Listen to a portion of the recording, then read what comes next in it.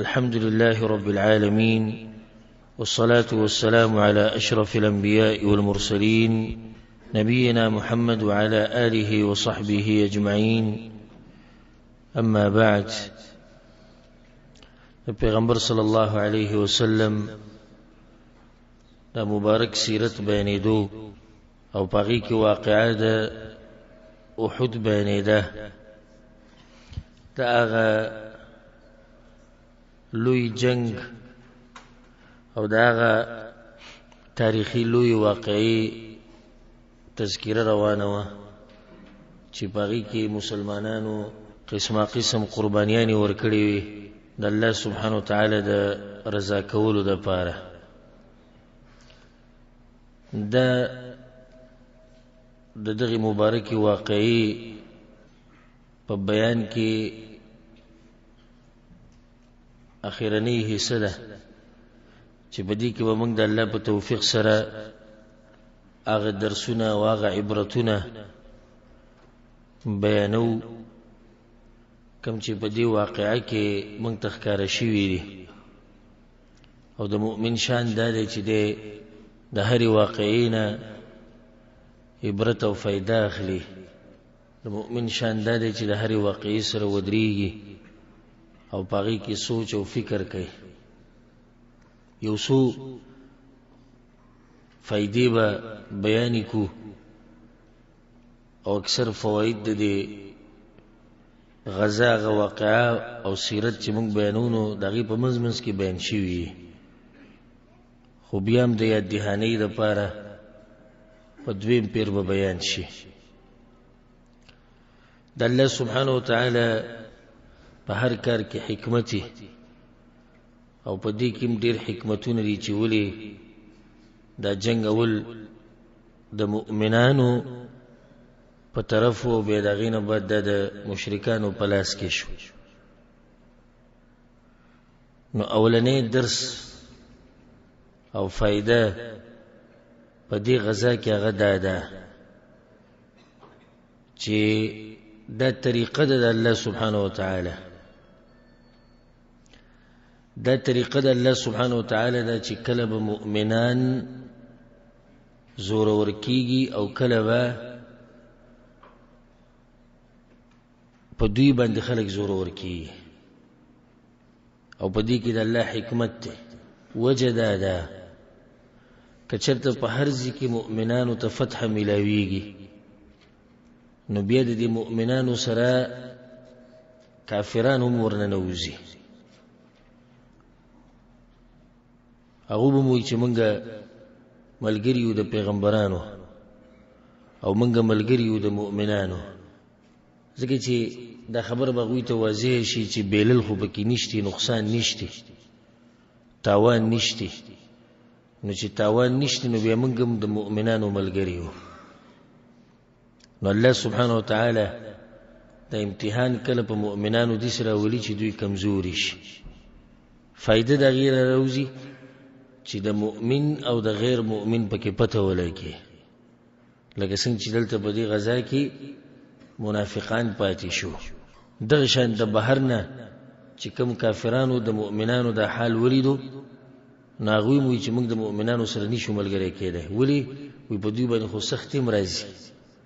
په دوی خو تکلیفونه هم راځي. نو په دې کې اولنۍ فایده دا شوه چې دا د الله سبحانه وتعالی طریقه ده چې همیشه به مؤمنان زورور نه وي، بلکې کله به داسې حالات هم راځي چې مؤمنان به کمزوري کیږي. او حکمت او فایده په هغې کې دا ده چې د مؤمن او د غیر مؤمن پکې فرق راښکاره شي. دویمه فایده هغه دا ده په دې غزا کې هغه ده چې دا خبره موږ ته واضحه شوه چې د پیغمبر د خبرې د نه منلو څومره لوی نقصان دی، او صحابه کرامو په دې خبره باندې پوه شو. ځکه بیا هغو د مخکې نه احتیاط ډېر کو، خو د دې نه بعد بیا ډېر زیات احتیاط کو. پیغمبر صلی الله علیه وسلم 50 کسان په غره له پاسه کېنولي چې تاسو به نه راکوزېږئ په هر حال کې. د هغوی نه راکوز شو 40 کسان او لس بره پاتې شو، په هغو باندې خالد ابن الولید د شانه حمله وکړه او غلس ونه شهیدان کړو. د هغې د لاسه جنګ چې دی نو په بل طرف واوړېد او بیا الله سبحانه وتعالی د خبرې جواب هم کړی قرآن کې. او موږ تیر شوي درس کې دا موضوع بیانوله چې د وحود تذکره په قرآن کریم کې، نو هلته دا آیت موږ بیان کړی و. که چېرته څوک دا تپوس وکړي چې ولې په دې جنګ کې داسې حالات رالو، الله وله جواب ورکړی دی هو من عند انفسکم، دا ستاسو د لاسه. چې کله پیغمبر تاسو ته وایي چې نه به راکوزېږئ، نو تاسو ولې راکوزېدئ؟ حالانکه الله سبحانه وتعالی خو لوز رښتینی کړی و، لکه څنګه چې الله سبحانه وتعالی په قرآن کې وایي ولقد صدقكم الله وعده، او یقینا رښتینی کړی و الله خپله وعده. جنگ اولنی حصہ ده د مؤمنانو سره. اذ تحسونهم باذنه حتى اذا فشلتم وتنازعتم في الامر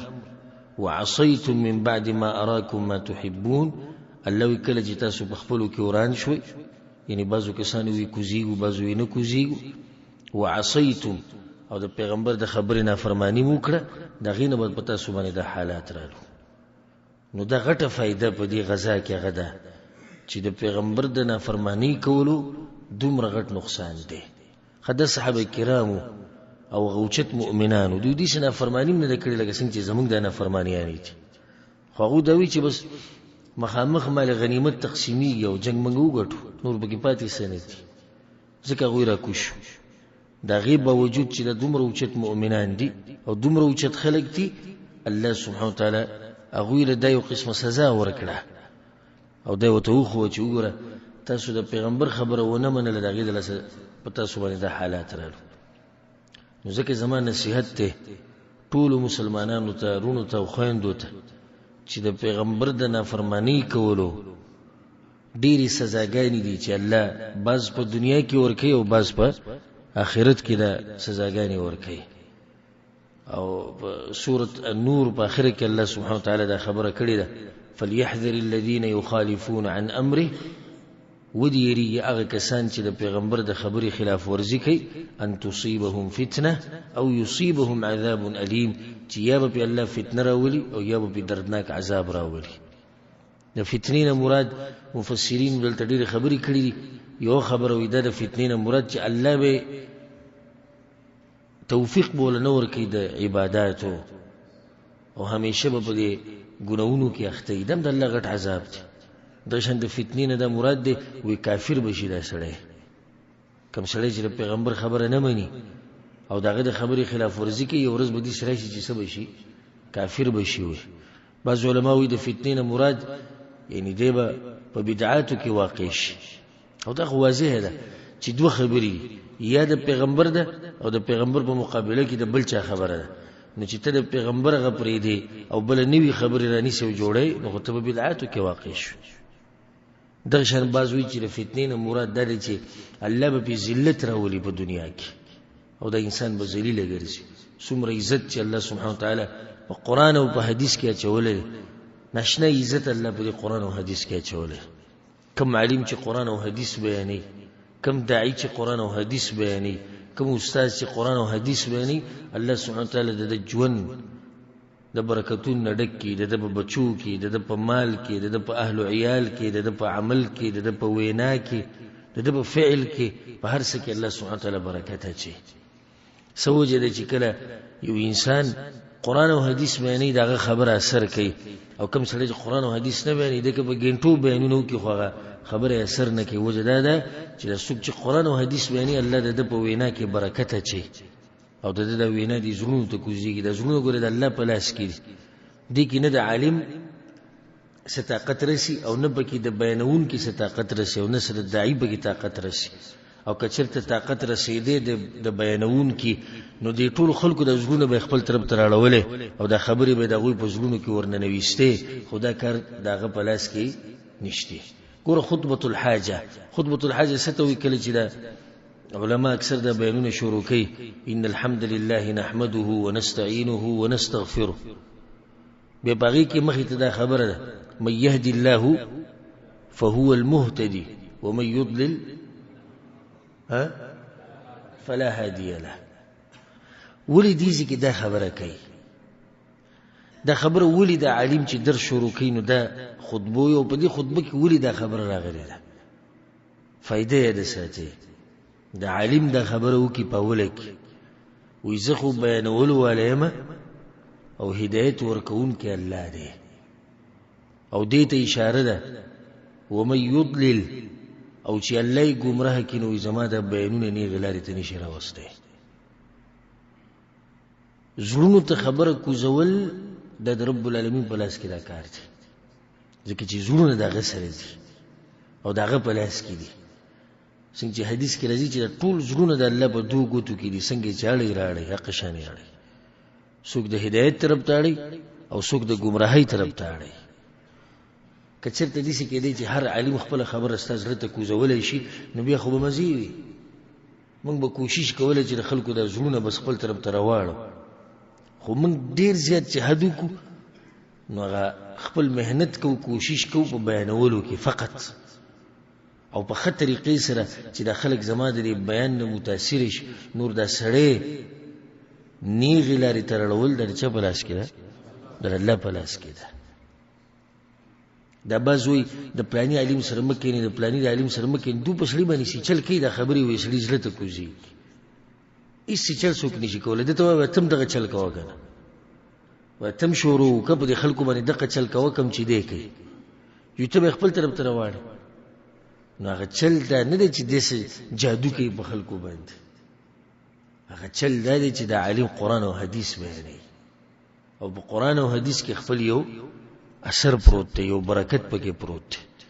خبره مې ټوله دې پورې راواغسته چې کوم خلک د پیغمبر صلی الله علیه وسلم د اوامرو نافرمانی کوي او دغه په حدیثونو پورې خاندي او ټوغې کوي او دغه حدیثونه تقسیم کړي دي چې دا د هغوی دی او دا د هغوی دی، دوی دې ویرېږي د الله سبحانه وتعالی نه، او ودې یېرېږي دې نه داسې نه چې الله چې ته به فتنه کړي ور واچوي. د دې نه یېره پکار ده. څو فایدې شو؟ دوه. درېیمه فایده، احد په دې غزا کې چې څه شوي دي دا د پیغمبر صلی الله علیه وسلم د نبوت په دلایلو کې یو دلیل دی، او هغه داسې د هرقل باچا ملاقات د ابو سفیان سره شوی، اوږد حدیث اوږده واقعه ده. په هغې کې د هرقل د ابو سفیان نه یو څو تپوسونه کړي چې زه معلوم کړم چې دا سړی په رښتیا پیغمبر دی او که نه. ابو سفیان ورته وایي زموږ ایس یو کس پیدا شوی دی، زموږ په خاندان کې دی، او هغه وایي زه پیغمبر یم او دا او دا. نو هرقل سره خو علم و او دا خبرې اورېدلې وې، او هغه دا خبرې په خپلو کتابونو کې کتلې وې، ځکه چې آسماني کتابونو کې خو د پیغمبر صلی الله علیه وسلم تذکره ټوله شوې وه. نو هغه ته یو سوال دا وکړو، هل قاتلتموه، تاسو له دغه انسان سره جنګ کړی دی چېرته؟ دا کوم چې وایي چې زه پیغمبر یم، چېرته هم د ده خلاف جنګ کړی دی، د سره مقابلې ته ووتي؟ هغه وایي نعم، او موږ د سره جنګونه کړي. نو هرقل ورته وایي کیف الحرب بینکم و بینه، دغه جنګونه څنګه دي ستاسو د هغوی په منځ کې چې دي؟ نو هغه ورته سجال یدال علینا المره وندال علیه الاخرى، د بوقۍ په شان، کله موږ هغه طرف ته زوره ورکېږو، کله هغوی په موږ زوره ورکېږي. نو هرقل ورته وایي صدقت، دا دې رښتیا وایي، کذلک الرسل تبتلا، پیغمبرانو ګوره یو نښه دا ده، د هغوی د پیغمبرۍ یو نښه دا ده چې په دوی باندې امتحانونه راځي، خو دومره ده چې ثم تكون لهم العاقبه، اخرنۍ نتیجه او اخرنۍ انجام او اخرنۍ ګټه هغه د چا رسي؟ هغه د دغه پیغمبرانو په حق کې رسي. نو دیزی کې په دې احد کې په پیغمبر باندې دا سختي راتله، دا دغه د نبوت په دلایلو کې یو دلیل دی، د نبوت په دلایلو کې یو دلیل دی چې په هغه باندې دا سخته رااله. څلورمه فایده په دې غزا کې هغه ده چې د رښتیني مؤمن او د منافق پکې پته ولګېده، او که چېرته دا سختي نه وي او دا حالات نه وي نو دا منافقان خو دقه د مؤمنانو په صفونو کې دننه ناست دي. ځکه الله په قرآن کې دا خبره کړې ده په سورة العمران کې، ما كان الله ليذر المؤمنين على ما أنتم عليه الله دې څنګه کې چې تاسو پریدي په دغه حال باندې به کوم چې یې تاسو چې په تاسو باندې به هیڅ سخت نه راځي او هر څه به برابري نه. نو یلا ولې د سخت راولي؟ حتى يميز الخبيث من الطيب. الله وی چې د پاک او پلید فرق راولم پرې چې د خلکو د پته ولګي چې څوک مؤمن دی او څوک منافق دی. پنځمه فائدہ غدا الله سبحانه وتعالى غواړي چې زما د بندگان عادت شي په دې سره چې بندگی د الله د یوازې انسان پر راحت کې نه کوي بلکې په سخت کې هم د الله بندگی کې د تربیت ولا ور کوي. ډیر خلک دي سې دي لکه نن سبا ډیر زیات تاسو به یې چې دوی پر راحت کې د الله ډیر ښه بندگی کوي خو چې کله به سخت راشي نو بیا د سخت سره نه عادت نو باغی کې ګډ وډي شروع کی. بیا د دوی په عکس باندې خلک شتي چې د الله بندگی کوي په مصیبتونو کې خو چې کله په حالات برابر شي نو بیا ته الله يرشي. ذکر الله سبحانه وتعالى د خلکو ناشنا حال ذکر کړی په سورۃ الحج کې ومن الناس من يعبد الله على حرف. الله بس خلق زما دي سي بندگی کوي چې لکه په یو مقصد کوي یو فائدې لټولو د پاره کوي. فإن أصابه خير اطمأن به. کچته څه فائدو ته ملو شي په عبادت کې نو ډیر مطمئن شي یره ډیر مزیدار دین دی زار شمه د دین نو د اسلام نه سناشنا دین دی وي سرشتینه دین دی دا ولي چې څه ته ملو شو فائدو ته ملو شو چې فائدو ته ملويږي د مزیدار دین. فإن أصابه خير اطمأن به بدي توكيدا وإن أصابته فتنة او کچرت راشي په دبند امتحان غربت بل مصیبت بیماری نور دي ستیر مسائل دي چې الله پای کې اخته کی امتحان دی. انقلب على وجهه الله يووي زما دین نبی بأغه دین چې د مطمئنو چې کله ته فائدہ ملو شو هغه دین باندې به دیني مطمئن نتیجه سره وزي خسر الدنيا والآخرة ذلك هو الخسران المبين. اللوي تاوان بتاوان کی پریوزی دنیا مبیل و آخرت مبیل ذلك هو الخسران المبين. دقیقا تاوان ګور صحابه کرامو ته د وحود په غزا کې هر څه پریده زب سوی چې مالی لګولې دی یا ستړي شوی دی یا خزه او بچي قربان کړي نه لنډه دا چې ځانونه ختم کړي دي ځانونه ختم کړي دي. لکه په دې کې واقعه د سعد بن الربيع رضی الله عنه. سعد بن الربيع تصور دی اوسه کم یو رسول صلی الله علیه وسلم زید رضی الله عنه ویلار شه سعد وګور په دې زخمیانو کې کچرته پروتین فاقرئه مني السلام زماره طرف نو ته سلام وای او دا ته چې پیغمبر وایي ته څنګه چې کله هغه بس ورغه نو هغه بالکل فی آخر رمق بالکل په اخرنی مرحله کې ود ژوند ناغه ته سلام وای نو جواب کې وعليك وعلى رسول الله السلام پتاو پیغمبر دې سلام وی څنګه پیغمبر وی پیغمبر ته وای چې د جنت خوشبو رمانه لکی خو زما یو پیغام به ورسه انصار ته زما دی قوم ته او غدا ورته وای چې سعد تاسو ته خبره کړو په اخري ځن کدن کې دا خبره کړو د نصيحت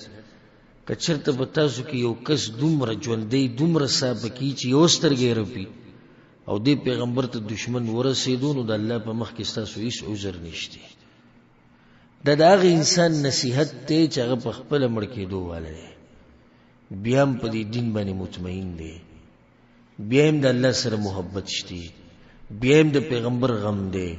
بیا هم د قرآن او د حدیث سره غم دی بیا هم د اسلام سره غم دی د دې سره بزرګ کې راغلي نه دي چې موږ د څنګه دین دی چې ما به خپل بدن ختم کو د څنګه دینو چې زه به کینن د ژوند می ختمي خزرانه پاتې شو بچی پاتې شو خسته دنیا پاتې شو نه دا د مؤمن حال له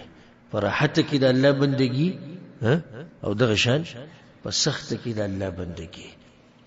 بلکې په سخت کې خو بندگی له ډیر زور ورکه وجه دا چې په دې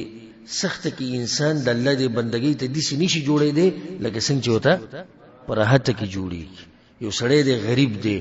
رزق ګټي بچوله یو زی ته زی بل زی ته زی د منځ ټیم صحیح نه برابرۍ د قران د تلاوت ټیم صحیح نه برابرۍ د دعاګانو ټیم نه برابرۍ او د په دې هر څه کې د الله بندگی کوي د دې بندگی ډیره اوچته بندگی ده نو ځان عادت کوي د دې سره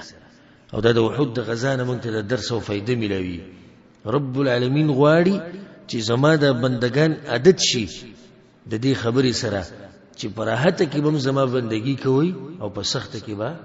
هم زما بندگی کوي رب العالمین دا په دې خبر باندې موږ پوه کول غواړي صرف دین دا نه دی چې لا اله الا الله محمد رسول الله ډډې مولګول او مزيدي نن سبا غټه دینداري هغه چې څوک 15 وخت مونږ کې پلان نه خو کنه او به چې د قران تلاوت پکې کوي بیا خو دې ځان په غټو امامانو نه ور کوي او په غټو عابدانو مونږ په 15 وخت مونږ کوي سیدا دې شي جرأتمن شي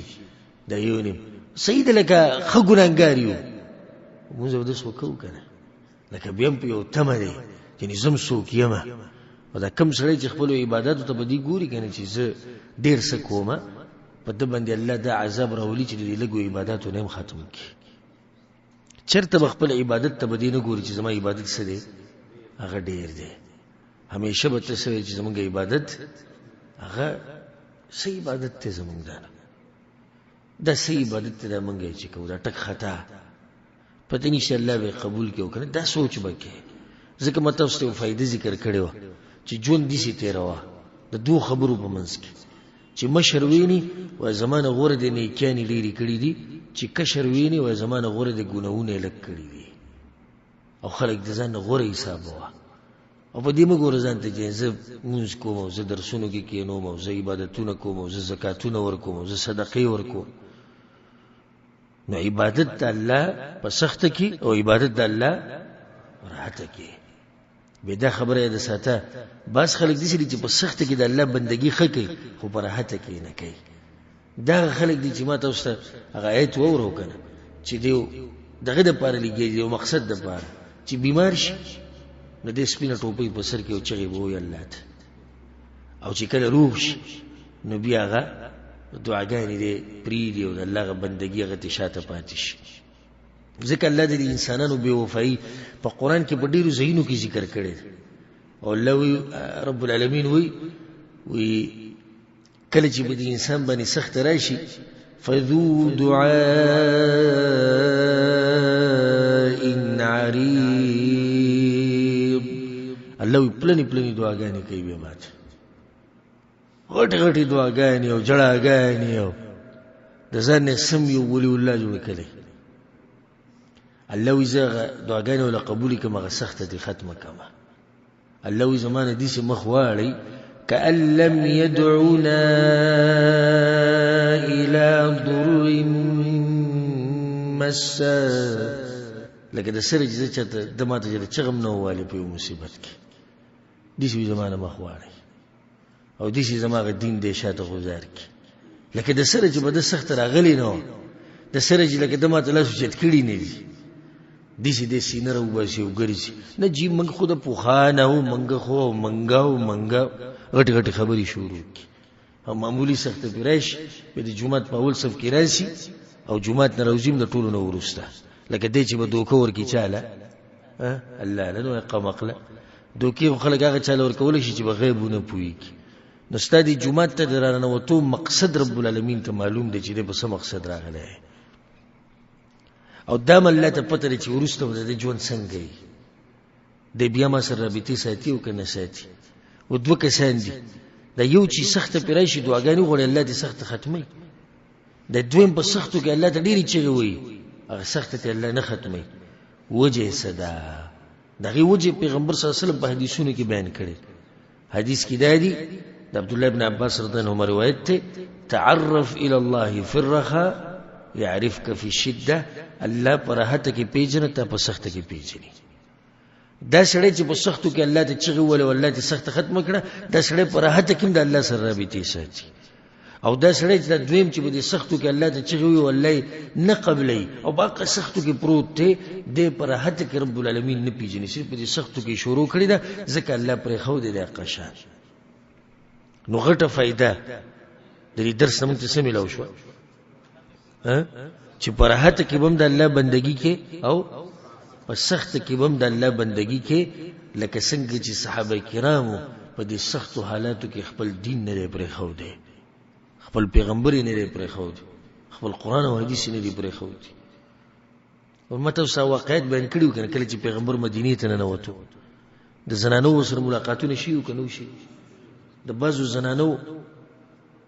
خاوندان پکې ختم شوي دغه یوې زنانه خو پکې رور پلار زوی او خاوند څلور کسان او هغې په خوله باندې دا سوال وي پیغمبر څنګه دی دې ته وایي بندګي د الله کول په هر حال کې دا نه چې هغې خپل ویښته راوویستو او چغې کړي دا څنګه دین دی چې ما پکې څلور سړي وبیلل او دا څنګه دین دی چې زما پلار پکې لاړ او ورور پکې لاړ او زوی یې لاړ او خاوند لاړ زه به څه کوم آخر نه موږ یو لس ریاله ورکو یو شل ریاله تاوان که چېرته موږ ته راورسي که چېرته موږ معمولي سخته تېره کړو د الله د دین دپاره بس بې دقه په زړه کې اړو راړو چې مړه دا په دې دیندارۍ کې خو ماته نقصان میلاویږي والعیاذ بالله نو په دې دین کې به ډېرې غټې قربانیانې راځي خو په هر حال کې به ته د الله نه څه د الله نه به راځي په هر حال کې به د الله نه راځي او دا خبره په خوله باندې همیشه عادت کې ځم په دې باندې الحمدلله على كل حال پیغمبر صلی الله علیه وسلم بدات ذکر ډیر وی الحمدلله على كل حال یا الله په هر حال کې ست شکر او حمدونه او ثناګانی بیانو او یا الله مونږ ته راضي او ته زمونږ نه راضي شه ولکه دې امتحان الله راوړي او الله دې موږ ټول د امتحانونو ساتي کدي دې امتحان الله په موږ راوړي کنه چې دا ټول خاندان را ختم کی او د غربت ژوند یو ټیم روټۍ نه میلاوي او جسم د بیماریانو نه ډکی بیا هم په خوله باندې دقه ټکوي چې الله زدن راضي یم خو ته زمانہ راضي شه د الله نه وګوره ګیلې او شکوې نه کی چرته به د الله نه ګیلې او شکوې نه کوي یاد بالله دا بس خلک د جاهلیت خبرې شروع کی یا الله یوازې زدي لیدلې نه اوس دي چې د صحابه کرامو ته وګوره څومره سخته پیراله خو یو به دا ویلي چې الله یوازې دې لیدلې دا خو نه دی ویلي یا الله په پلاني ولې سخته نه راځي دا څه خبره شو ته په الله باندې اعتراض کې او الله ته طریقه خې چې سخته په مر ولا په پلاني راوله نه بس هر قسم حال د باندې نو سبب الحمدلله على كل حال یا الله په هر حال کې ستا شکر ده دغه شات یو فائدہ غزوه احد کې او د احد په دې جنگ کې غدا ده چې الله سبحانه وتعالى کچرته همیشه مؤمنانو له فتح ورکی نو کې دي شي د مؤمنانو په دې سره کې لګ دي سي د غراشي چې منګم سوکیو نو کله نه کله په الله مصیبت راولي د دې لپاره چې په زړونو کې د غلویواله را نشي د فائدې ده اوس که چې ته همیشه سلسله د فتوحات روانه نو کې دي چې د بعضو مؤمنانو په ځل کې سره شي چې دې لکه سوچ راځي چې منګم سوکیو نو دا غید دغه سوچ د نره وستو د پاره او دا غید ختمولو د پاره رب العالمین په مؤمنانو باندې کله نه کله دې سخت راولي دغه شان په دې غزا کې یو فائدہ ده چې الله سبحانه وتعالى جنت تیار کړی د مؤمنانو لپاره او څومره اوچت جنت ته دغه بعض صفات موږ بیان کړو په درسونو کې نونیت ابن القیم شرح چې ما کوله جنت طرف ته سفر دا جنت بغټل غواړي او د دې د غټلو لپاره لازم سخت او مصیبتونه تیرول غواړي نو ځکه الله سبحانه وتعالى په دې مؤمنانو باندې د سخت راوسته چې دوی ورسیږي چرته چې دوی ورسیږي جنت ته فیصله سوال کی چیرې ولي په صحابه کرامو د سخت را اخر په دې کې څه حکمت و حکمت ده چې الله چې دومره غټ جنتونه تیار کړی او دومره اوچت جنتونه تیار کړی د دې لپاره مهنت او کوشش کول غواړي، قرباني ورکول غواړي. رب العالمین په دوی باندې دا حالات د دې لپاره راوستو چې دوی حقدار شي د هغه جنتونو. دا پکې حکمت د احد په دې غزا کې ګوره ډېر زیات حکمتونه دي. امام ابن القیم رحمه الله پس کې خپل کتاب زاد المعاد کې تفصیلا د حکمتونه بیان کړي. د شان امام ابن حجر رحمه الله ذکر کړي. نور علما، بعض علما په مستقل رسالیم لیکلي دي په دې غزا کې دومره حکمتونه او دومره فائدې دي. نو یو پکې دا شو چې الله سبحانه وتعالی جنتونه تیار کړي دي او د هغې دپاره قرباني ورکول غواړي، نو ځکه الله دا سخته راوسته. دغه شان یو فائده او حکمت دا دی، موږ ټولو ته پته ده چې شهادت یو اوچته مرتبه ده، شهادت اوچته مرتبه ده، او د الله ملګري ارمان او تمنا د دغه مرتبه کوي چې چېرته ماته شهادت نصیب شي. نو دا شهادت د هغه وخته پورې نشي رسېدی چې څو پورې د مؤمنانو وینې نه توی شوي، چې څو پورې دوی خپل سرونه نه قربان کړي. دا وخته پورې شهادت درجې ته څوک نشي رسېدی. اوس که یو سړی دا وایي چې زه به سره خپې لاس نه وم او الله مې دې شهید کړي وچ په وچه، نو دا اوس د ده جدا قانون دی. خو چې کله یو سړی شهادت غواړي نو د شهادت لپاره به قرباني ورکوي، وینه به تویېږي. اوس صحابه کرام ارمان کوي د څه شي؟ د شهادت. ولقد كنتم تمنون الموت من قبل، الله خو تاسو ارمان کو د مرګ نه چې موږ شهیدان شو. صحابه کرام ارمانونه کول چې الله موږ له شهادت راکړي. ولی په دې غزا کې د سخت حالات رالو، رب العالمین دغه مؤمنانو ته د شهادت د اوچته مرتبه نصیب کوله، ځکه په دا حالات رالو چې دوی دغه درجې ته ورسي. دغه شان د پیغمبر صلی الله علیه وسلم خوبونه مرشتینی د فائدې لري نه وروته د دې غزا نه. او هغه دي چې پیغمبر صلی الله علیه وسلم خوب لیدلو، ماته څه خوب بیان کړو، او په خوب کې پیغمبر صلی الله علیه وسلم درې چې د توري د سوکه چې د خراب شوی ده، دغه د توري د سوکه د خراب شوی ده. نو بیا دغه تعویل دی وکړو چې زما په کور والو کې وسوک شهید کیږي. نو یو پکې حمزه رضی الله عنه چې د رسول صلی الله علیه وسلم ترو هغه شهید شو، او دغه شان عبد الله ابن جحش رضی الله عنه چې د رسول صلی الله علیه وسلم د ترور زوی. نو د پیغمبر خوبونه څه دي؟ هغه رښتینی دي. د فائدې دی غزا نه هغه موږ ته راووته. دغه شان په دې غزا کې د پیغمبر صلی الله علیه وسلم په معجزاتو کې او دغه په د نبوت په دلایلو کې یو دلیل د ښکاره شو چې کله د قتاده رضی الله عنه سترګه راواغسته واپس یې ولګوله. واقع تصور دی که نه؟ دا واقعا موږ د سیرت کې بیان کړې وه چې کله هغه باندې ګزار وشو، دا ګزار د لاسه دغه یو سترګه راوبهید او په دې نینګي باندې پرته وه، او هغه به په رسول سم پسې ورغی او سترګه ول ویوړه، وی رسول الله زما د سترګه راوتی ده. رسول الله صلی الله علیه وسلم سترګه واپس ولګوله. الله سبحانه وتعالی په سترګه کې دومره طاقت او زور واچو چې بیا قتاده رضی الله عنه خپل وی دا کوم سترګه چې زما روغه و د مخ کې نه دې کې دومره طاقت نشته لکه څومره طاقت چې په دې سترګه کې دې کوم چې را بيدلې و بهر ده. نو د پیغمبر صلی الله علیه وسلم په معجزاتو کې یو معجزه ده. دغه شان د رسول صلی الله علیه وسلم د نبوت په دلایلو کې یو دلیل او په معجزاتو کې یو معجزه ده. ابی ابن خلف چا مردار کړي؟ پیغمبر صلی الله علیه وسلم په خپل لاسونو مردار کړي. نو څه هغه کم دلیل دی د پیغمبر د نبوت چې پیغمبر په مکه کې د تویل وي زبدي وجنه. په مکه کې پیغمبر صلی الله علیه وسلم ابی ابن خلف تویل وي زبتا وجنما وما قشانو شو چې ابی ابن خلف پیغمبر صلی الله علیه وسلم په خپل لاسونو مردار کړي. د دې غزانه یو فائدہ دار وته چې مشوره وکړي د ملګرو سره. په مشوره کې الله ډیر خیر او برکت اچولې. او دا مسلمه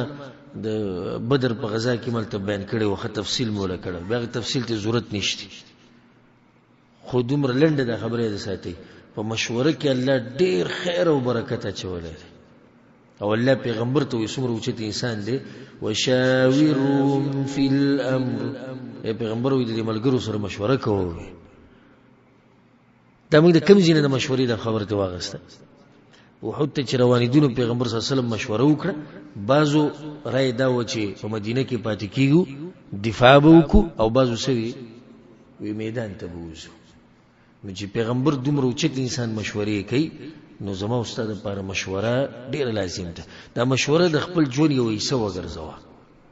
ډیر برکت به الله ستاسو په ژوند کې واچي یو مشوره او دویمه څه استخاره نو مشوره د مخلوق سره شو او مشوره د چا سره شو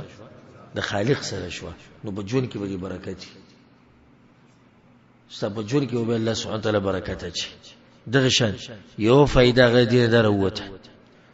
چې د پیغمبر صلی الله علیه وسلم شجاعت او بادری په کې راخاره شو په دې غزا کې راخاره شو اگر که زموږ په د مخ کې نه ایمان اخو د مکی سیرت نمنګ شروع کړي د زی په زی د پیغمبر صلی الله علیه وسلم د بادری او د شجاعت خبرې کی خو د احد په غزا کې د خبره راخاره شو او غدي سي چې کله عبد الله ابن ابي ابن سلول د لخر درې مې واپس کړه او 300 کسان هغه واپس بوتلو پیغمبر صلی الله علیه وسلم دغه د لسدا خبره نه کړي چې زمنګ به واپس شو ځکه چې 300 کسان زمنګ نه واپس شو د احد په جنگ کې دنه په هغه ځکه د پیغمبر صلی الله علیه وسلم بادری سمره ښکار شو چې کله پیغمبر صلی الله علیه وسلم په باره کې دا خبره نشر شو چې پیغمبر صلی الله علیه وسلم شهید کړي شوی دی نو بیا پیغمبر صلی الله علیه وسلم आवाज وکړ عباد الله د الله بندگانو زدلته با د بادری غټ مثال دی غټ مثال چې یو قوم راغله د دې انسان د وجلو لپاره او د دې انسان د ختمولو لپاره دی او هغه انسان د غوی په منځ کې ولاړ او د आवाज کوي د الله بندگانو زدلته با خپل ملګرو ته आवाज کوي د بادری غټ مثال دی د رسول الله سلام بادری زی په زی راخاره شوی ده په دغه ځکه د پیغمبر صلی الله علیه وسلم بادری راخاره شوی و چې کله سوز غری واچولې دوز غری واچولې دا بادری ده یعنی د پوخ جنگ او د سخت جنگ اراده و د رسول صلی الله علیه وسلم د رسول الله سلام بادری باغ ذکر راخاره شو چې کله غ زخمی شو مخ مبارک زخمی شو غاخی مات شو تندې زخمی شو زنګونی زخمی شو راولې دوی بکی یو کندې ته بیا پیغمبر صلی الله علیه وسلم د جنگ نو ورسته شوی نه دی د رسول صلی الله علیه وسلم د بادری مثالونه یې دا ټول او دا هغه انسان دی علي بن ابي طالب رضی الله عنه وی کله چې په جنگ کې سخت ډیره شو او جنگ به سخت شو نو موږ به د پیغمبر شاته ولاړو موږ به مطمئنو چې زموږ مخې ته یو غر ولاړ دی دومره بادر انسان او دومره د شجاعت نه ډک انسان د په تاریخ کې تفصیل شي ملوي دي دغه شان د دې غزانه د خبره موضح شو چې پیغمبر صلی الله علیه وسلم لا الله ناشنا سوچ او فکر ورکړي د عسکري سوچ سیاسي سوچ الله سبحانه وتعالى ورکړي خپل پیغمبر صلی الله علیه وسلم وغدي سي چې ګوره د جنگ په اوله کې څنګه زید مؤمنانو د پاره ورکو او به څنګه 50 کسان په غرمه له پاسه کینول دې مسلې تفصیل ما کړې به تفصیل نکوم تاسو به یاد یې مسله کنه یاد مونږ پاغه ځکه ویلو ګور چې پیغمبر صلی الله علیه وسلم په میدان کې څنګه زینه د ځان د پاره غوړه کړو حالانکه مشرکان د مؤمنانو نه مخکې دی میدان ته رسیدلی خو دغه زینو ته دغه سوچ نه لري کوم زینو ته چې چا سوچ ته لري د پیغمبر صلی الله علیه وسلم د پیغمبر صلی الله علیه وسلم سوچ او فکر د الله د توفیق نه بعد چې مؤمنانو ته غټ نقصان ونه رسیدو او کچرته دغه زینه پیغمبر صلی الله علیه وسلم نه غوړه کړی دا کمی چې غوړه کړیو نو مؤمنانو ته د دین زیاته سخت رسیده او د دین زیات تکلیف به وته ملو شي خدای د پیغمبر صلی الله علیه وسلم قیادت ته او دغه مشرتیا او دغه اوچت سوچ ته چې الله سبحانه وتعالى ول ورکړو او دغه اوچت زینه غوړه کړیو په دې غزا کې یو فائدہ ده چې د پیغمبر صلی الله علیه وسلم غ رحمت او شفقت او مهرباني راخاره شو پیغمبر صلی الله علیه وسلم چې کله روانو د احد طرف ته ماته څه د واقع بیان کړي وکنه چې صحابه کرام او پیغمبر صلی الله علیه وسلم د یو کس په باغ کې تیر شو چې هغه سو لونو او کانی راوغستو خوري مؤمنانو باندې گزار کړي نو صحابه کرام اراده وکړه چې وجني رسول صلی الله علیه وسلم پری دی دعوه فانه اعمى القلب اعمى البصر دا سره پری دی د سترګې مړندې دي او زړه زړه مړون دی د پیغمبر مهرباني او شفقت ته چې ملګری ته وي نه وجنه یې مپریږدي د پیغمبر شفقت او مهرباني په هغه ذکر راښکاره شوه چې کله د مخ نه وینې پاکولې او دی وی اللهم اغفر لقومي فانهم لا يعلمون یالله زما قوم وبخي بعض روایت کې راځي اللهم اهد قومي یالله زما قوم ته هدایت وکړي دوی ته پته نشته څومره شفقت ته ځکه ته الله دا خبره په قران کې کړې ده چې ته ما لېږلې د انسانیت لپاره رحمت للعالمین ته رحمتي د پیریانو لپاره ته رحمتي د انسانانو لپاره په دغه ځکه پیغمبر دا سوچ نه دی کړی چې څنګه یو قوم زما د مخ نه ویني راوباسي زما مخ زخمی کوي او زه دعا کوم د غوی د هدایت لپاره او زما استا چا سره معمولی مسله راشي د 100 روپو 200 یا الله تباہ بربادي کوي یا الله په شرمونه و شرمو یا الله ذلیل کا یا الله دې شي الکه شي چل خو دنیوي مسله د حل بشي دا خبره به برابر شي جوړه بشي ته دومره خیری او دومره دشمنی ته څه ضرورت پلانی په ما سلام نه دی چولې بچو ته بکور کی وی کچا د پلانی په خاندان کې یو کس تصریف په خیر مو نو زما کور ته بنای شي دا زمونږ معامله خو معامله د رحمت للعالمین غدا ده چې یو قوم زخمی کوي غاخ ولا ماتي وګول زخمی کوي تندې ول زخمی کوي زنګون ول زخمی کوي دغه د وجلو کوشش کوي دغه ملګری وجني دغه ترې شهید کړو دغه خپلوانی شهیدان کړو هغه بیا مو اللهم اهدي قومي فانهم لا يعلمون یا لازم قوم ته هدایت کوي ته پته نشته دې اخلاق پزان کې پیدا کړي او بار بار تاسو ته نصیحت کړي چې د سپکو سره وزن نسپکه او د کمزور خلکو سره وزن نه کمزورې کې ته خپل اخلاق هغه به اوچت ساتي ته خپل اخلاق معیار هغه به بر ساتي چې کس راشي ته سپکه خبرې کوي بدی ردی وي تاسو دښمنی کوي وروره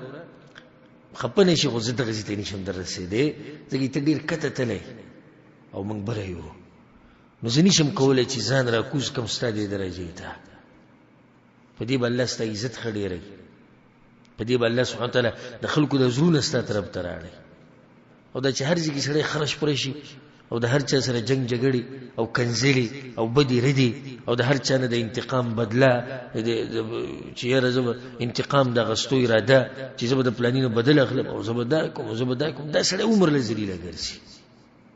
عزت موبیلی خسته اخلاق موبیلی دینی احکامات باندې عمل ونکي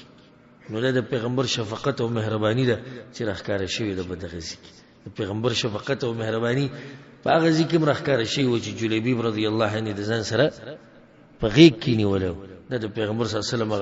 محبت ته د مؤمنانو سره چې د کافرانو د پر دغه پوزله کې دومره رحمت ته نو د مؤمنانو د پر به څومره رحمت وي دغه شان په دې غزا کې یو فائدہ ده چې د پیغمبر صلی الله علیه وسلم هغه صبر هغه راخکاره شو چې څومره صابر انسان دی د پیغمبر صلی الله علیه وسلم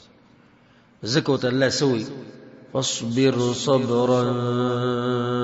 جمیلا پیغمبر صبر وکړو صبر جمیل او سوال سره کې درې چې صبر جمیل څه مطلب دی الله به دې شی ویل چې صبر وکړه فائدہ یاد ساتئ اشاره دې ته چې اے پیغمبر پتا بدی سي حالات راځي چې التب صرف صبر نه پکار التب سم جوور صبر پکاري ځکه چې ستا په مخ کې بستا مرګري شهیدان کیږي ځکه چې تب په خپل غیږ کې خپل مرګري نیسی او د غوینه بساوته ځکه چې تب په خپل لاسونو باندې 2 کسان 3 کسان د په یو ځای قبر کې خخه ځکه چې تب په خپل لاسونو باندې خپل ترخه خه تب په خپل لاسونو باندې د ترور زوی خخه تب په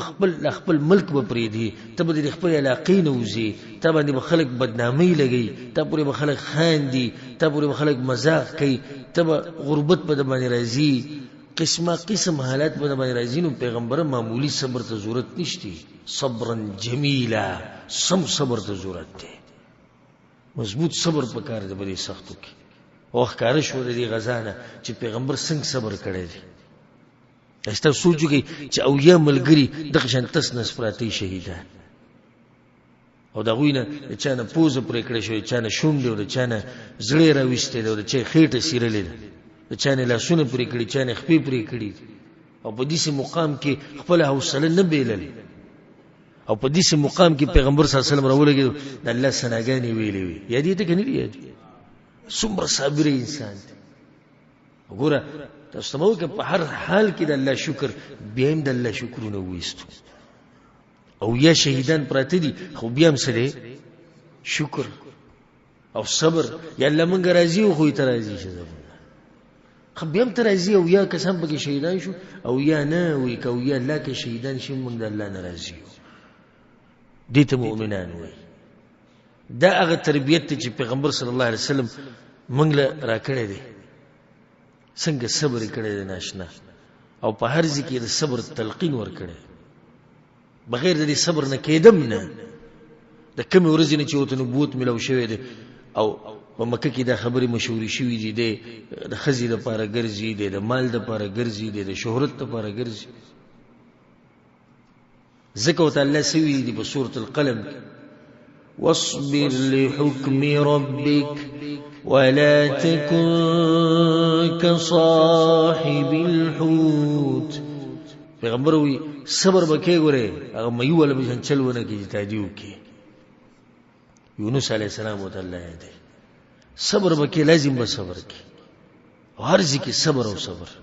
په مکه کې دنه څومره تنگ کړي صبر طائف تلا الته پکانو باندې وشته دې صبر ترې مړ شو الته صبر خزه مړ شو خدیجه الته صبر درې زامنی په دې جون کې پړوکواري هغه خخ کړی دی پیغمبر صلی الله علیه وسلم به صبر ملګری دغه په مخ کې وته سخت او عذاب ملاویږي په مکه کې او پیغمبر صلی الله علیه وسلم صبر کوي سمیه رضی الله عنها په منځ باندې دوه ټوکړي کیږي پیغمبر یې صبر ابو بکر صدیق سره راوته سورځي په سفر باندې واغه سختي تیرولي هغه لوګي او غتندي او امتحانونه صبر د بدر هغه جنگ او باغی کې هغه سخت حالات صبر کوي پیغمبر د احد په غزا کې خو به د مصیبتونو غر په دوی باندې رامات شو الله تو صبر کوي پیغمبر غره د دینه سخت حالات و په تاسو راځي او تاسو به ووري چې څنګه حالات راغلي په مؤمنانو باندې د احزاب په جنگ کې په غزوه خندق کې الله سويلته وبلغت القلوب الحناجر الله دومره سخت ما په مؤمنانو راوستو چې زړونه دي مرو تر رسیدلی وي دومره سخت الله په مؤمنانو راوستو په خندق کې دغه صبر کو دا لګا ده هنالك ابتلي المؤمنون باغزي کې امتحان راغلو په مؤمنانو وزلزلوا زلزالا شديدا الله ما جړ قول وسم د مؤمنان دي چې خو زولي وبدي سختو کې دي سخت ورځي مؤمنانو الله تربيت راکې مونږ ته صبر او صبر په هر ځای کې دنیا لګ ژوند دې شپېته او یا کال سلويخ دیرش کال 50 کال صبر او چې صبر ځنی کړه والله کې جنت ته لاړ شي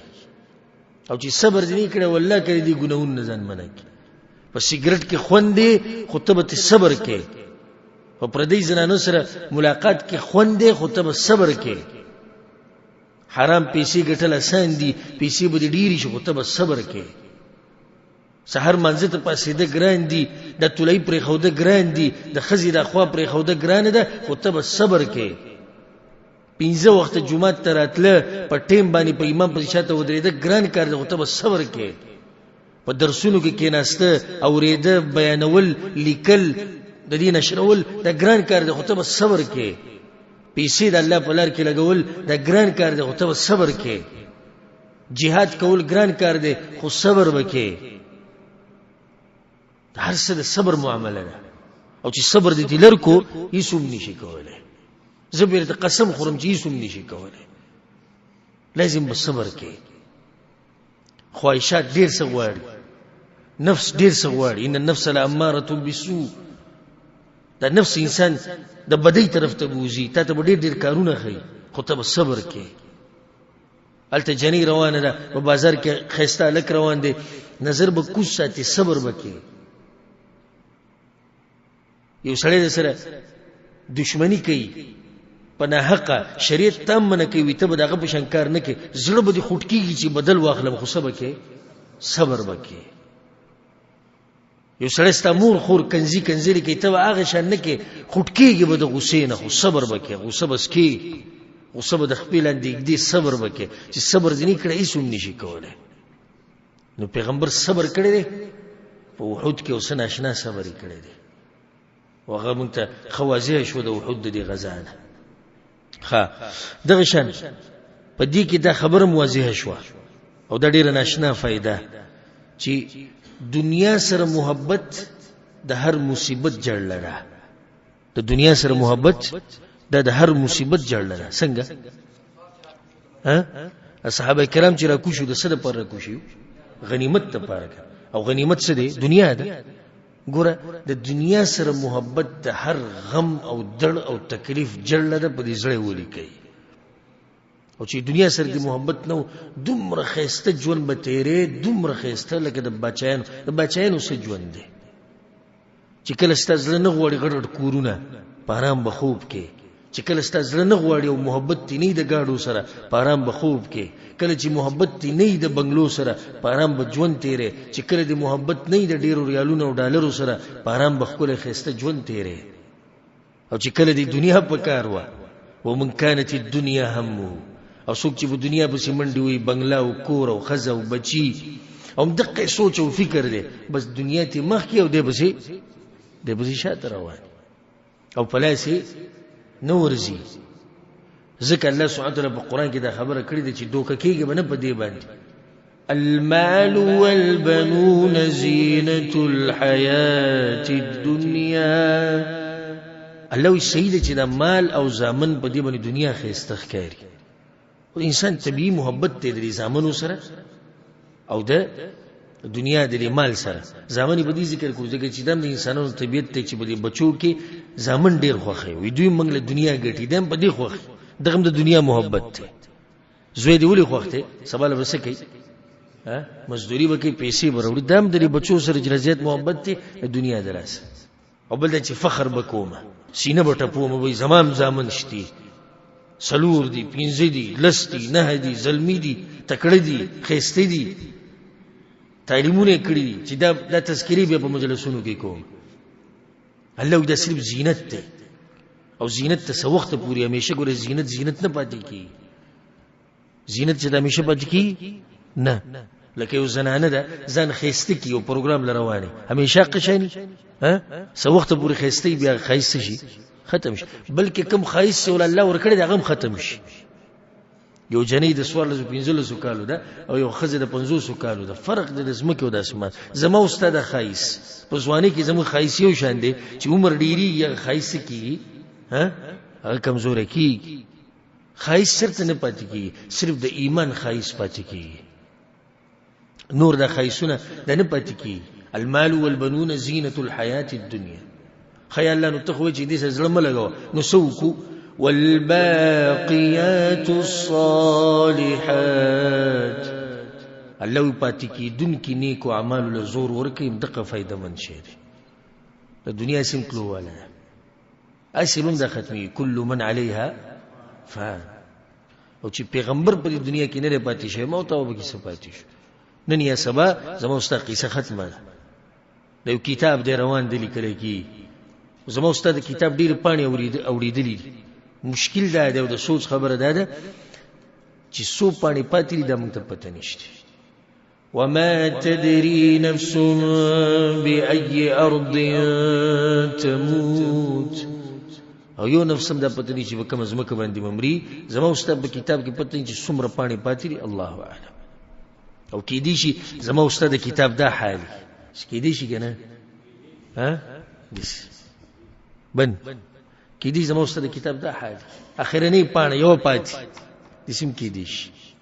او کېدی شي زما استاد کتاب دا حالي، خو دا هم الله ته پته. او کېدی شي دا حالي، ښه ډېر کتاب پاتې د ژوند. دا خو الله ته پته کېدای شي سره به پاڼه نه پاتې ژوند ختم شو الله سره ملاقات ټیم نو دنیا سره محبت د هر مصیبت سره جړله ده جړله دنیا سره محبت د زړه نه مکوه ځکه ما تاسو ویلي چې دنیا په لاس کې ساته چې تا په دنیا په لاس کې ساتي خو د دې لاس نه دې سمره ولا زړه ته که د دې لاس نه دې زړه ته راوسته کنه نو دنیا به دیم خراب شي او آخرت به دیم تباه شي ساته په دې کې ساته او دنیا په خپل مله پاسه کو په ځان باندې ته په دنیا باندې لپاسه وسه ځان باندې دنیا مله پاسه کو بلکې ته په دنیا لپاسه وسه ځکه شیخ الاسلام ابن تیمیه رحمه الله ناشنا قول لده او شیخ ابن عثیمین رحمه الله بعضو کتابونو کې دې ته اشاره کړې وی که په مال سور نشوي نو مال به باندې سور شي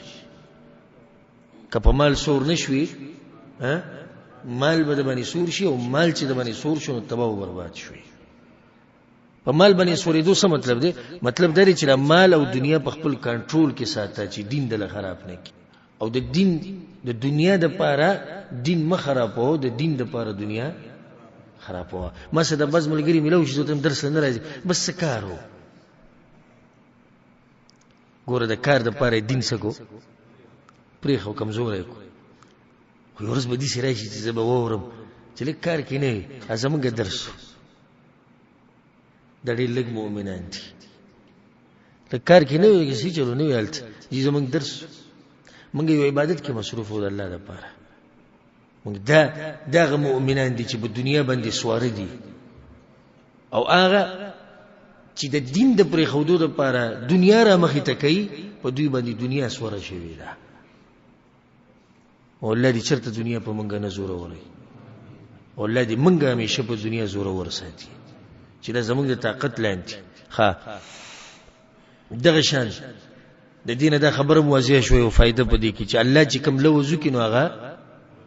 هغه پوره کوي کوم ځین دا واضح شو فتح ور کړو الله خپل لوز پوره کړي دغه شان پدې کې یو حکمت او فائدہ پدې جن کې غدا الله تربیت ورکو مؤمنانو ته کله پیغمبر مرشي نو دین به نه پرې دی دین به پاتې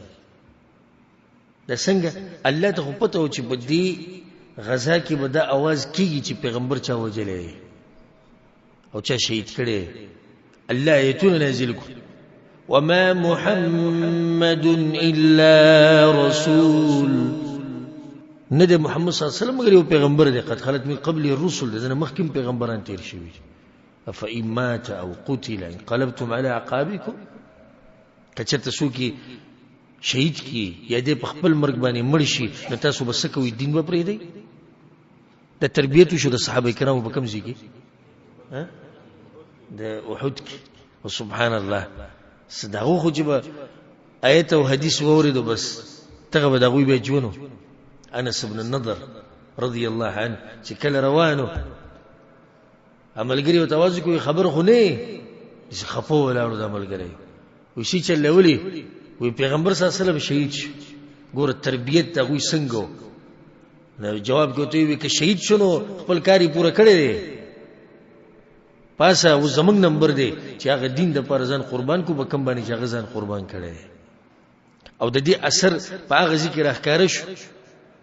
چې کله پیغمبر صلی الله علیه وسلم د دنیا نه لاړ او هغه واقعا ان شاء الله د سیرت په اخره کې بیانو ولله هغه واقعي ته منګه ورسي ولله دې منګ تر ورسي ځکه چې وخت ډیر واړی او انسان په دې یره کې د جون هیڅ پته نه لګي چې کله به د زړه بس ودري خبره به ختم شي زمونږ د زړه د دړکنې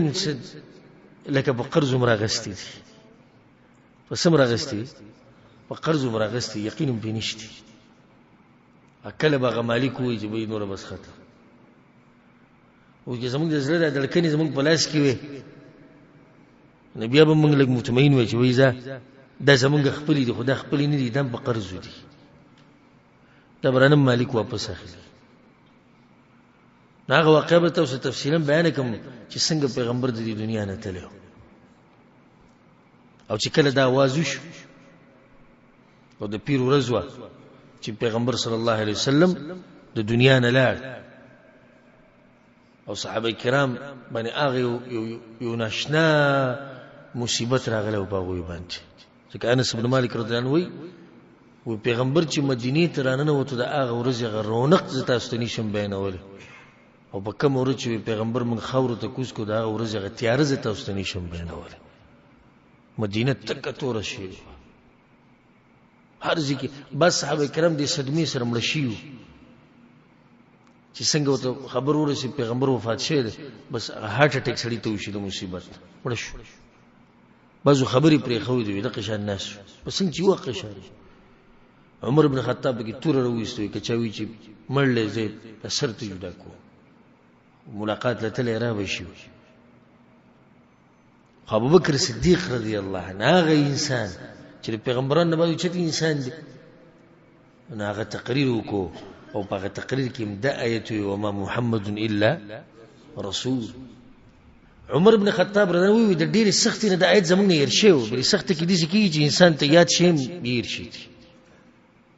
تاسو خیال کړئ په چا داسې مصیبت راشي یا بل ته تپوس وکړي وایي هغه پلانې کار مړی وی خو زموږ ځان له دماغو نه هر څه وتي دي او دومره غوسه او توره راویسته او په چا کې څه طاقت یو خو چې عمر بن خطاب اسې قاري څوک یې مخې له نشي ورته بیا چې اوس توره لاس کړي خو یو ابوبکر و چې هغه په ده زورور و او ده ته هم پته و چې دا اوچت سړی کښېنه وی عمره کښېنه اول خبره واوره بیا به وروسته خپله خبره کړي کښېنه و بیا دغه تقریر وکړو په تقریر کې دا آیت وي بس چې څنګه عمر بن خطاب دا آیت واورېد د خپلو لاسونو نه سات دم وختو چې دا خبره خو صحیح ده مرګ خو به راځي په پیغمبر باندې إنك ميت وإنهم ميتون پیغمبر ته به مرې او دوی به مرې په دې غزا کې د صحابه کرامو هغه ناشنا محبت راښکاره شو د پیغمبر سره اوس ناشنا محبت دی اوږد داستان دی دغه محبت هغه د طلحه رضی الله عنه هغه دفاع کول د پیغمبر صلی الله علیه وسلم او دغه شان د ابو دجان رضی الله عنه سعد بن ابي وقاص رضی الله عنه ابو بکر صدیق رضی الله عنه حنظله رضی الله عنه جلیبیب رضی الله عنه د دې هغه محبت د دین او د پیغمبر سره راښکاره شو دغه شان په دې غزا کې ایمان د غوی د زنانو راښکاره شو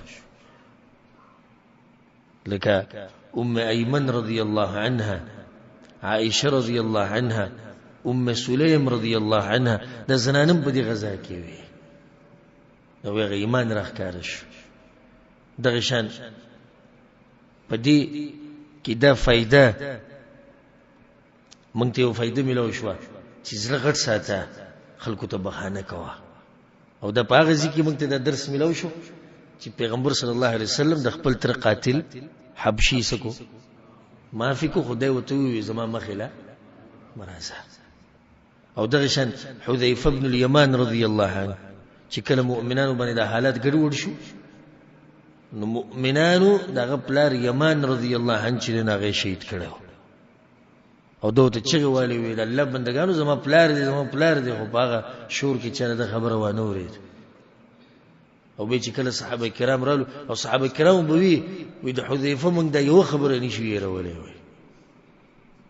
چې کله د صحابه کرام رالو دغه د ملګری وخت استاد پلار مونږ وی غفر الله لكم الله تسوبخ ما تخو خبره په دې ختم کړو الله تسوبخ دا د مؤمن شان دی بخانه هر چاته او هر انسان نه خطا کېدی شي په دې درس کې د په دې غزا کې دا فائدہ مونږ ته ملو شو چې عزتمن انسان هغه دی چې تقواداري نه رنگ ته کته کیږي نه نسب ته کته کیږي نه خایس او نه مال ته لکه څوک لکه جلیبیب رضی الله عنه هر سړی خپل مړی راغسته دی هر سړی خپل شهید راغسته دی پیغمبر صلی الله علیه وسلم جلیبیب رضی الله عنه راغسته دی چې نسب نشتی منګه مؤمنان دغه کمزوري نسب ولا منګ دغه قومیز یو چې نسب نشتی منګ دغه رونه یو ملګری نشتی منګه ملګری یو خو چې د الله ملګری دی زمونږ د سر تاج دی او چې د الله دشمن دی ورب الکعبه زمونږ دشمن دی اگر که زمونږ پلار دی د کوم نه چې پیدا یو دغه زمونږ دشمن دی بیا لکه چې زمونږ رابطه هغه ټوله جوړه په څه باندې ده؟ الولا والبراء، د الله دپاره دوستي او د الله دپاره دشمني. په دې غزا نه دا فایده مونږ ته راووته چې الله خبرې کوي څنګه چې د هغه د شان سره ښایي، لکه چا سره چې کړې وي د عبدالله سره، د جابر رضی الله عنه پلار سره الله خبرې کړې. د دې غزا نه دا فایده مونږ ته میلاو شوه چې جنت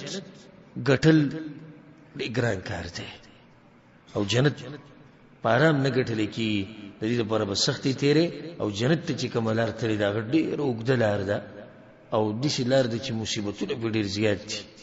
لکه څنګه چې دې صحابه کرامو جنتونه ګټلي، مونږ وایو څه خوشبخته، خو دې خوشبختو قرباني کومه ورکړې وه هغې ته مو وګوره. د دې نه دا فایده راووته چې مړی کوم ځای کې وشي نو هلته به یې خښې. په دې باندې ما تفصیل بیان کړو. دغه شان دا فایده له دې نه راووته چې شهید به په دغه خپلو کپړو کې خښولی کېږي او دله به غسل نه ورکې او ده باندې به مونځ نه کې. خو دا ما ذکر کړی و یو فایده، شهید باندې د مانځه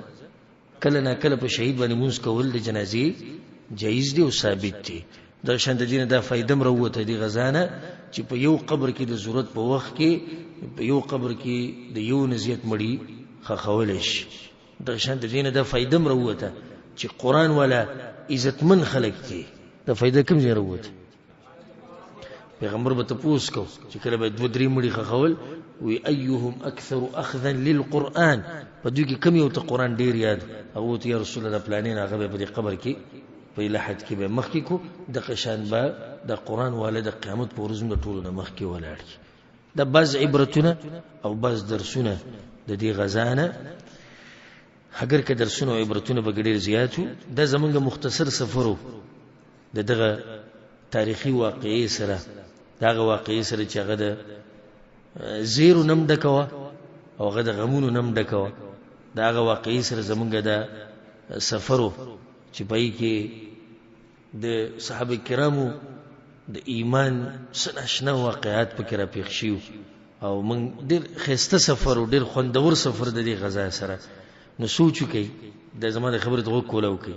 چې صرف د دې سیرت د دې برخې سره د سفر دومره خوند وکړو نو چې د دې کسانو سره په جنت کې ناسې نو څومره خوند به کوي. د دې صحابه کرامو سره کوم چې موږ یادوو چې دوی سره په جنت کې، او د کم پیغمبر چې موږ د سیرت بیانو چې د سره په جنت کې بخوا کې ناسي، د هغې به ځان له ښووني، د هغې به ناشنا ښووني. ځکه سیرت کې راځي کله چې پیغمبر صلی الله علیه وسلم وفات شو نو د صحابه کرام چې به کوم ځای کې را جمع کېدو نو بس په ژړا کېدو به، نو بیا به تپوس شو ولې ژاړئ؟ د پیغمبر هغه مجلس راته رایاد شو. زه هم ډېره ګرانه وه صحابه کرامو ته چې دا انسان ته الله واغستو، ډېره سخته په هغوی باندې تېره شوې، ډېر غټه سخته پرې تېره شوې. نو الله سبحانه وتعالی د دې تک خطا عبادت ته لاسه او د دې سیرت ته بیانولو او د اورېدو د وضاحت ته لاسه دی. الله سبحانه وتعالی کم ملګري چې دلته ناست دي، څوک چې د بیان اوري، څوک چې ګوري، الله دې موږ ټول په جنت الفردوس کې دغه صحابه کرامو او پیغمبر سره یو ځای کړي. الله سبحانه وتعالی دې زمونږ مشران او کشران ټول وبخي او الله سبحانه وتعالی دې موږ له توفیق راکړي چې د صحابه کرامو په دې نقش قدم روان شو. الله سبحانه وتعالی دې موږ د فتنو نه او د امتحانونو دې الله په امن او امان کې ساتي، لکه چې ایمانونه زموږ کمزوري دي. الله سبحانه وتعالی دې